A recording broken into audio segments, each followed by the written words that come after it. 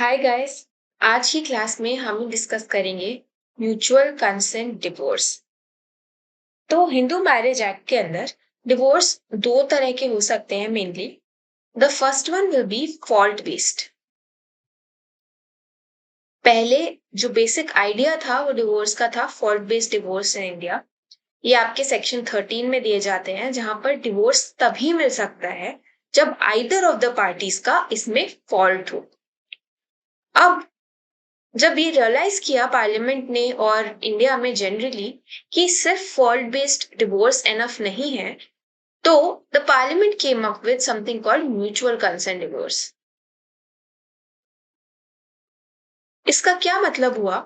इसका मतलब ये हुआ कि अगर दोनों पार्टीज यानी कि husband and wife they both agree that they want to take a divorce और उन दोनों में से किसी का भी एक्चुअल में फॉल्ट नहीं है, मैरिटल फॉल्ट जो होते हैं जो सेक्शन 13 में दिए गए हैं, दोनों में से किसी का भी फॉल्ट नहीं है, तब भी उन्हें डिवोर्स कंसेंट म्यूचुअल कंसेंट से ग्रांट किया जा सकता है।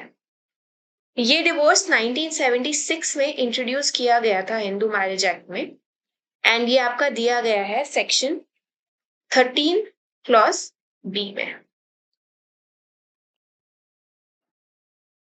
सो if you come to section 13 clause B, दो मेन रिक्वायरमेंट्स हैं, pointers rather. The application for mutual consent divorce has to be filed in the district court. और ये एप्लीकेशन फाइल कौन करेगा?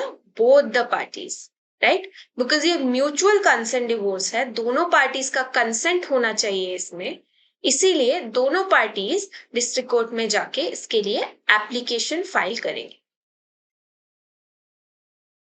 नाउ एप्लीकेशन फाइल करने के लिए कुछ कंडीशंस की रिक्वायरमेंट होती है, right? They have to prove that they fulfil certain conditions because of which उनको डिवोर्स ग्रांट करना चाहिए। ये कंडीशंस आपकी 13B में दी गई हैं। The first condition is that they have to prove that they have been living separately for a period of 1 year, 1 साल से या 1 साल से ज्यादा से वो अलग अलग रह रहे हैं। Second condition is that in addition to living apart separately for 1 year, they have not been able to live together at all. And the third condition is that they mutually agree that the marriage should dissolve. So अगर इसकी summary बनाए तो summary ये होगी कि वो 1 साल से तो अलग रह ही रहे हैं, प्लस वो साथ में नहीं रह सकते, एंड ये दोनों लोग, दोनों पार्टीज जो हैं शादी में, they agree that they can not live together. So they have to prove these three conditions. Now question arises कि क्या ये 3 कंडीशन प्रूव करना एनफ रहेगा? मतलब husband and wife come to the court and say that they have not been able to live together and they are living together, living apart for 1 year. Is this enough or is something more required?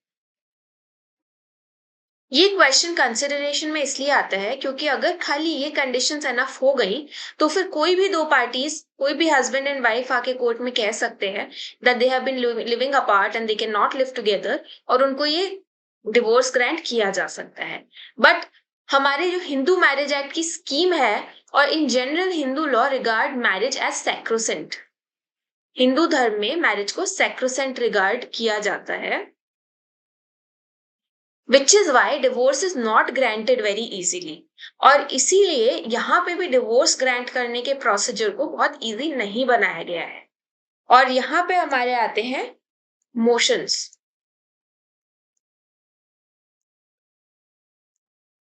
जो mutual consent divorce की application है section 13B में, इसको पूरा करने के लिए 2 motion file करने पड़ते हैं। The first motion is application for divorce, जिसकी हमने बात करी, डिस्ट्रिक्ट कोर्ट में दोनों पार्टीज आके फाइल करती हैं। ये आपका हो गया फर्स्ट मोशन। मान लीजिए एक हस्बैंड एंड वाइफ आए, उन्होंने डिस्ट्रिक्ट कोर्ट में आके अपना फर्स्ट मोशन फाइल कर दिया saying that they want divorce on the conditions that I have just mentioned. ये एप्लीकेशन फाइल करने के बाद कोर्ट उन्हें कुछ टाइम देगा। ये टाइम 6 से 18 मंथ्स तक रेंज करता है।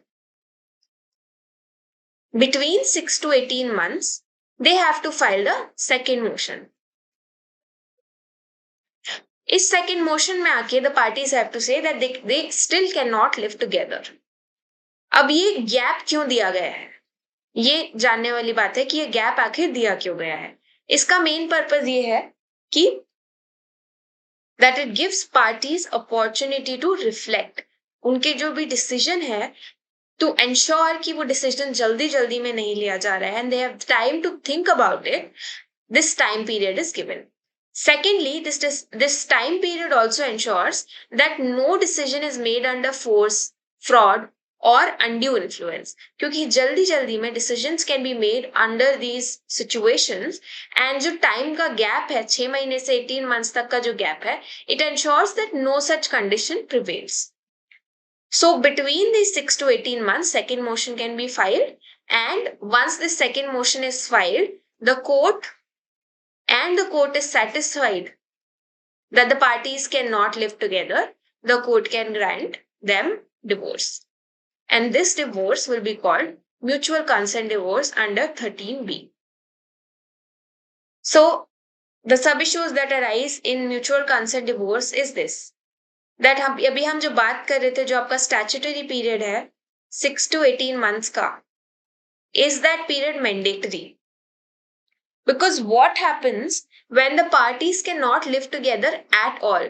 तभी भी कोर्ट उन्हें मैंडेटरी पीरियड देगा क्या? से फॉर एग्जाम्पल एक हस्बैंड एंड वाइफ कोर्ट में आए, they just can not live together, they don't want to wait for this 6 to 18 months period. Can they waive off this period? And the second issue is, can the consent be withdrawn after 18 months? क्या ये 18 months पास होने के बाद consent withdraw कर सकते हैं या फिर 18 months के बाद डिवोर्स मैंडेटरी हो जाता है लेना? ये इशू रिजॉल्व हुए अनिल कुमार जैन वर्सेस माया जैन के केस में। ये 2009 सुप्रीम कोर्ट का केस है and it's a very landmark case. You all should know this if you are law student or preparing for any competitive exam. इस केस में सुप्रीम कोर्ट ने बोला that they have the power to do complete justice under Article 142 of the Constitution. Article 142 के अंदर power दी गई है to do complete justice, and this is a very broad power which includes power to waive off this mandatory period. And court ने ये बोला अगर reconciliation का कोई चांस ही नहीं है, अगर पार्टीज एक साथ बिल्कुल रह ही नहीं सकती, तो फिर कोई पॉइंट नहीं है that this statutory mandatory period is imposed on them, and which is why this period can be waived. And this will happen under the power to do complete justice under Article 142 of the Constitution. जो ये दूसरा issue है which says can the consent be withdrawn after 18 months, इसके ऊपर supreme court ने बोला that the idea is mutual consent. And if the consent is withdrawn any time before the degree is passed, then it will be considered as valid withdrawal of the consent and divorce decree cannot be granted. So it doesn't matter कि consent 18 महीने के बाद withdraw किया है या 12 महीने के बाद withdraw किया है या 6 महीने के बाद withdraw किया है, as long as the consent to apply for divorce is withdrawn, it will be considered a valid withdrawal and divorce will not be granted.